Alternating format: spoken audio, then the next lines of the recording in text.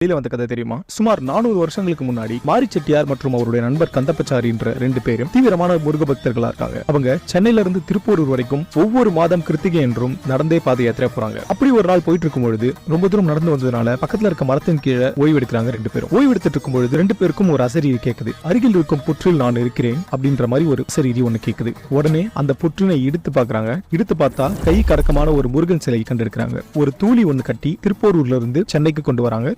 வரும் அப்படி வந்துட்டு இருக்க வழிகள் எல்லாமே ஒரு வாசனையை ஃபீல் பண்றாங்க. அவங்க எடுத்துட்டு வந்துட்டு இருக்கும் பொழுது ஒரு அசரீரி கேக்குது. எடுத்துட்டு போகும்போது எந்த இடத்துல நான் வெயிட்டா ஆகிறனோ அந்த இடத்துல நீங்க வந்து என்ன பிரதிஷ்டை பண்ணும் அப்படின்ற அந்த அசரீரி. உடனே அவங்க 2 பேரும் அங்கிருந்து கிளம்புறாங்க. கிளம்பி வந்துட்டு இருக்கும் பொழுது சென்னை பார்க் டவுன் கிட்ட அவங்க நெருங்கி வரும்போது அவங்க 2 பேருக்குமே அது வந்து வெயிட்டா ஃபீல் ஆயிருக்கு. அங்க பக்கத்துல இருந்த ஒரு பூங்கால ஒரு விநாயகர் கோவில் இருந்துச்சு. அந்த விநாயகர் கோவில் பக்கத்துல அந்த முருகனை பிரதிஷ்டை பண்றாங்க. அப்படி வந்ததுதான் கந்தக்கோட்டம் ஸ்ரீ முருகன் கோவில். திருப்பூர்ல இருந்து கொண்டு வந்த சிலை தான் இன்னும் 400 வருஷம் பழமை வாய்ந்த இந்த கோவிலுக்கு நீங்க போயிருக்கீங்க அப்படின்னா